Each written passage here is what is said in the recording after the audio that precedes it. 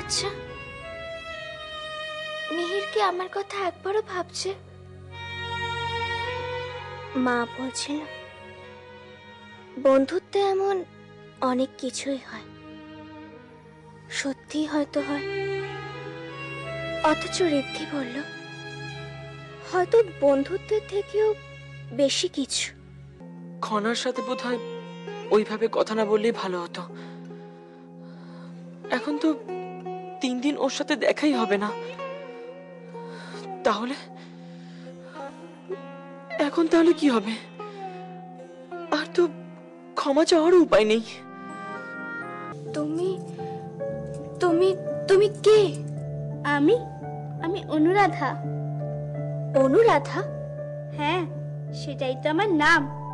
এই নামেই তো আমার সবাই ডাকে। তুমিও তো কিছুক্ষণ আগে এই নামেই আমার সাথে কথা বলছিলে। তার মানে? তার মানে আমি তো এই বিশাল আকাশের একটি তারা। তা তা তুমি আমার কাছে কেন? তোমার কাছে তোমাকে বোঝাতে, তোমার মনের জমে থাকা অন্ধকারকে দূর করতে। বুঝলে না তো? আমি তারা হয়ে তোমার মনের সব কথা জানি, বুঝতেও পারি। ততই জটিল হবে, আর যত সরল করতে চাইবে ততই সরল হবে।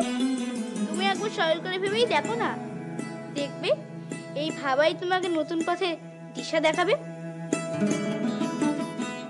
আমি বলছি, এই দিশাই তোমাকে নতুন ভাবে ভাবতে শেখাবে, নতুন ভাবে জীবন চিনতে শেখাবে।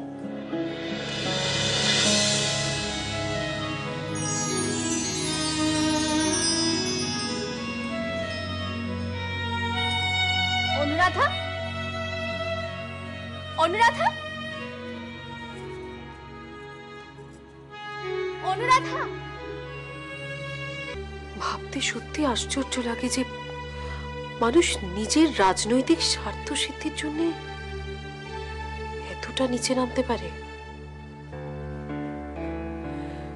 খনা একটা এতটুকু বাচ্চা মেয়ে, তার শৈশবকাল থেকে তার বিরুদ্ধে যে চক্রান্ত আর ষড়যন্ত্র শুরু হয়েছিল,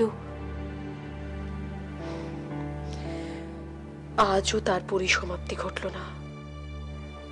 শুধুমাত্র চারপাশের চরিত্রগুলোর পরিবর্তন হয়েছে মাত্র। অথচ এই রাজপ্রাসাদে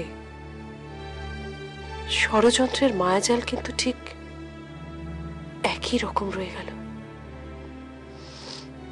ছি, মানুষ নিজের স্বার্থকে এতটাই বড় করে দেখে যে অন্যকে মানুষ বলে মানতেও তার কষ্ট হয়। এতটুকু মেয়ে খনা, তার বিবাহের প্রস্তাব দেওয়া হলো, তাকে যার পর নাই অপমান করা হলো, এখন এখন তার ঘর থেকে এভাবে, না না, এভাবে তো আর চলতে পারে না। তুমি যে ঐশিকাকে তোমার জন্য মিষ্টান্ন প্রস্তুত করে আনতে বললে, সে যদি এই ঘরে তোমাকে খাওয়াতে আসে আর এসে এই ঘরের এরকম একটা অবস্থা দেখে, তবে তো সে মনে মনে কষ্ট পাবে, তাই না?